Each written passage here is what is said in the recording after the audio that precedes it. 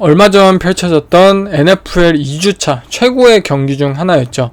바로 대역전극의 서사가 있었던 마이애미 돌핀스와 볼티모어 레이븐스 간의 경기입니다. 이 경기에서 펼쳐진 플레이들에 대해서 간략하게 설명을 할 건데요. 그 중에 대표적인 플레이는 바로 이 제로 블리츠 컨셉이에요. 작년 시즌 리그를 굉장히 놀라게 만들었고, 이 잘 나가던 볼티모어 레이븐스, 라마 잭슨의 오펜스를 저지하는 데 성공했던 것은 바로 이 마이애미 돌핀스의 디펜스, 그리고 이들의 디펜스 컨셉 중에 제로 블리츠 컨셉이었습니다. 결국 이 오프 시즌을 비롯해서 이 마이애미 돌핀스와 볼티모어 레이븐스가 다시 만났을 때 과연 레이븐스가 이 제로 블리츠를 상대로 무엇을 준비해 왔을까? 과연 어떤 대처법을 우리가 볼 수 있을까? 이것이 굉장히 큰 기대와 관건인 문제였었고요. 결국 이 감독이 바뀌든 마이애미 돌핀스는 이번 경기에서도 제로 블리츠를 어느 정도 빈도로 사용하는 모습을 보여주면서 이 사용에 대해서 볼티모어 레이븐스의 대처법을 한번 분석해 보겠습니다.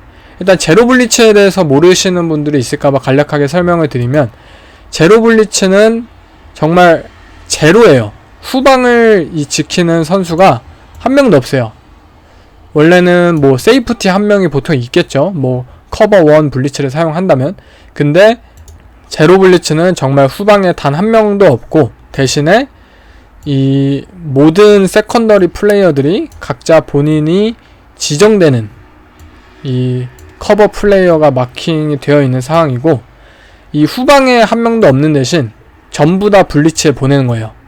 리시버들을 제외하면은 전부 다 블리츠를 보냄으로써 굉장히 디펜스의 입장에서는 보상도 크지만 리스크한 위험성이 있는 플레이고, 쿼터백의 입장에서도 굉장히 프레셔에 대한 부담감이 높고, 공을 패스를 빨리 던져야 하는, 디시전을 빨리 해야 되는 그러는 부담감이 있지만, 만약 본인 팀의 리시버가 본인을 마킹하는 선수를 제치기라도 한다면 그것이 터치다운, 빅플레이로 연결될 수 있다는 디펜스와 똑같은 입장으로 굉장히 보상도 크지만 또 위험성도 굉장히 큰 그러한 디펜스 전략입니다. 결국 첫 번째 플레이는 지금 4쿼터 3분 13초예요. 좀 플레이를 나중으로 당겼는데, 이 플레이를 먼저 보여드리고 싶었던 것은 바로 이 플레이가 스크린 플레이였기 때문이에요. 지금 제로 블리츠 상황에서는 스크린 전략을 굉장히 자주 사용해요. 볼티모어 레이븐스도 작년에 높은 빈도로 이 스크린 플레이를 사용했지만, 사실 지금 플레이에서 보는 것처럼 별다른 효과가 없는 모습을 찾아볼 수 있습니다. 이 스크린 플레이를 먼저 사용하는 가장 큰 이유는, 지금 설명을 드리면은, 이 리시버들이 만약 본인이 블락해야 하는 리시버를 제대로 블락해 성공을 하고, 그리고 만약 공을 받는 선수가 이 본인을 커버하는 선수를 제칠 수만 있다면, 후방에 아무도 없잖아요. 후방에 아무도 없기 때문에 이 간단하고 짧은 스크린 플레이가 터치다운으로 연결될 수 있다는 그러한 큰 장점과 적은 리스크. 왜냐면 쿼터백이 공을 받자마자 이 스크린 받는 선수에게 바로 뿌리기 때문에, 결국 플레이가 진행이 되면은 볼티모어는 블락킹에 실패하고 어쨌든 스크린 플레이가 실패하는 모습을 보여요. 근데 이 이유에 있어서 가장 큰 이유는 바로 이들의 로스터 구성이 있어요. 지금 이 블락을 해야 하는 선수들, 이 마이크 데이비스 런닝백과 21, 그리고 16번 타일런 왈라스라는 이 선수들은 모두 키가 6풋이 되지 않아요. 5-9 그리고 2-는 5-11인데, 즉 피지컬적으로 블락킹에 능하지 못한 선수들이 지금 블락을 해야 하는 상황이고, 당연히 이 마이애미 돌핀스의 굉장히 피지컬한 리시버들을, 코너백과 세이프티들을 상대로 블락킹 대결에서 패했고, 결국 이 공을 받는 이 선수를 지켜주지 못한 채 플레이는 끝나게 돼요. 그러면은 여기서 한 가지 드는 의문은 바로 블락킹을 잘하는 리시버를 세우면 되지 않냐, 이러한 물음이잖아요. 블락킹을 이 레이븐스 팀에서 가장 잘하는 선수, 뭐 풀백이 되거나 아니면 타이트 엔드 포지션이 되겠죠. 지금 우리의 타이트 엔드는 어디 있을까요? 바로 여기 마크 앤드류스가 아래쪽에 위치해 있는데, 마크 앤드류스를 지금 블락킹으로 사용을 한다. 이것이 지금 레이븐스에게 어떤 의미냐면, 볼티모어 레이븐스와 현재 라마 잭슨이라는 선수에게 있어서 가장 믿을만한 타겟은, 패싱에 있어서의 넘버원 타겟은 바로 마크 앤드류스예요.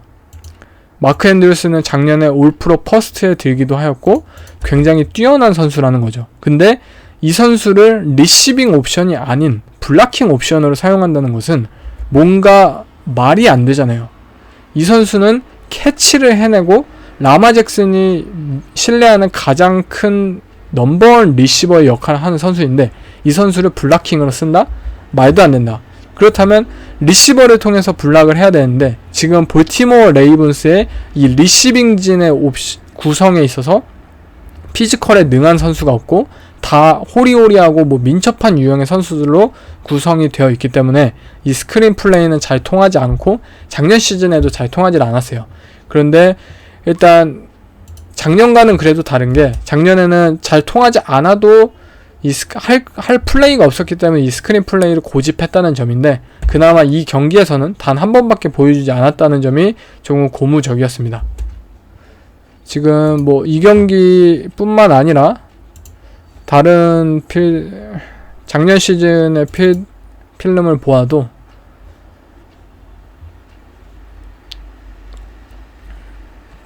동일하죠. 선수들이 블락킹에서 밀려요. 블락을 잘하는 유형의 리시버들이 아니기 때문에, 이러한 오펜스 구성이 아니기 때문에. 근데 할 게 없으니까 가장 안전한 방법이 스크린을 택한 거죠. 결국 볼티모어는 이러한 부분에서는 조금 좋지 않았고, 이번 시즌 과연 어떠한 전략을 새로 들고 왔을까, 이 부분이 가장 관건이었겠죠. 바로 다음 플레이로도 넘어가는데, 4쿼터 7분 5초의 플레이예요. 이 플레이에서는 이 하워드가 마이애미 돌핀스의 코너백이죠. 하워드가 픽6를 놓치는 장면이에요. 이 장면에서 라마 잭슨은 빠르게 스피드 아웃 리시버에게 공을 던졌지만, 이 올프로 코너백인 하워드에게 제대로 이 노림수를 간파당했고, 이 리시버가 이렇게 재빠르게 아웃라우트를 타지만, 자비엔 하워드는 이미 보고 있었어요. 라마 잭슨은 어떠한 방향을 던질지 예측을 했었고, 결국 아쉽게 이 패스를 드랍하면서 마이애미 돌핀스가 사실상 경기를 끝낼 수 있었던 것을 이 플레이에서 하워드가 드랍을 함으로써 마이애미 돌핀스가 좀 더 힘들게 역전을 한 거죠.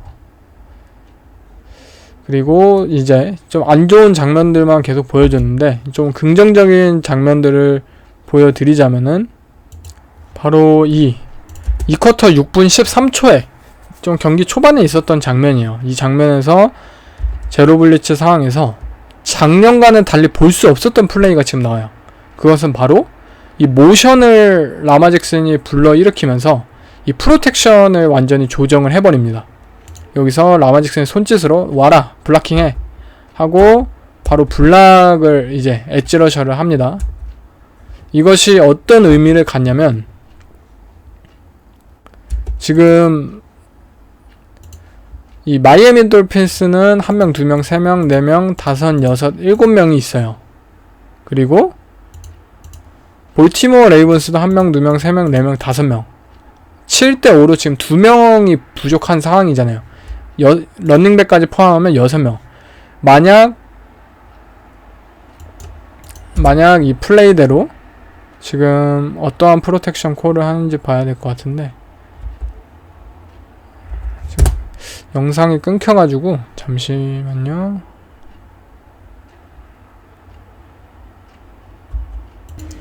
이 리시버가, 모션을 하는 리시버가 반대쪽 엣지를 블락킹하고 킥아웃 블락을 하고,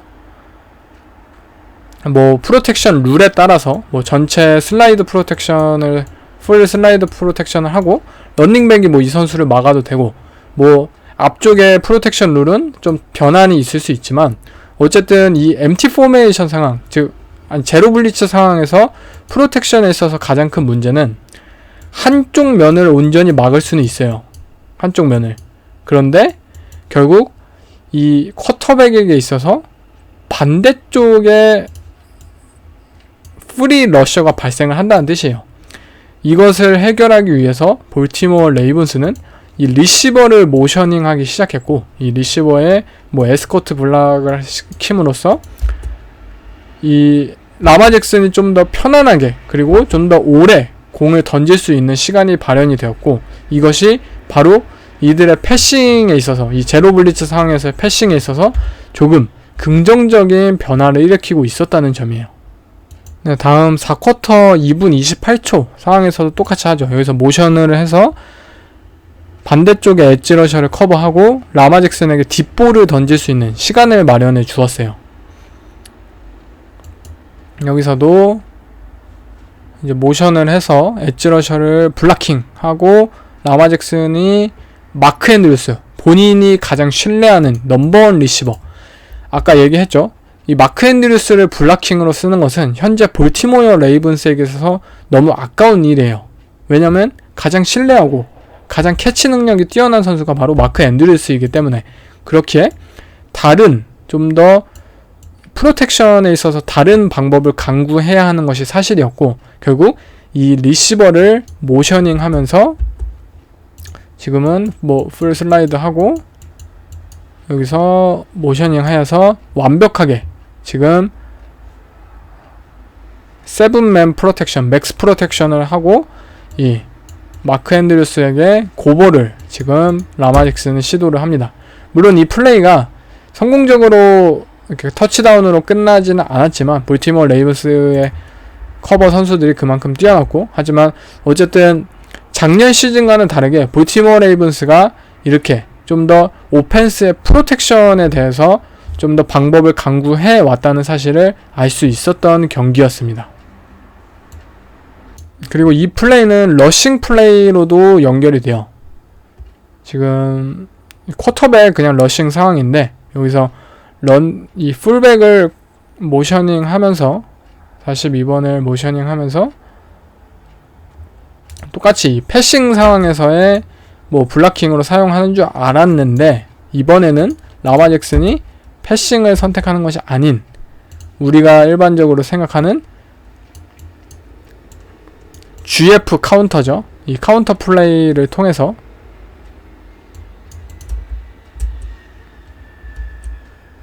라마 잭슨이 직접 뛰는 모습이고 결국 이것이 뭐 효과적인 지금 플레이로 성공적이진 않았지만 만약에 이 가드가 제대로 블락킹에 성공했다면 이 플레이는 좋은 야드 획득으로 플레이가 끝났을 수도 있었던 상황이었고요. 파워 플레이죠. GF 파워. 이 파워 플레이도 성공적으로 끝날 수 있었고요. 이처럼 이 볼티모어 레이븐스는 이 모셔닝을 활용해서 블락킹을 하는 이 방법을 통해서 러싱과 패싱 상황 모두에 있어서 이 마이애미 돌핀스의 제로 블리츠를 상대로 조금 다른 모습을 준비해왔음을 이 경기를 통해 알 수가 있었습니다.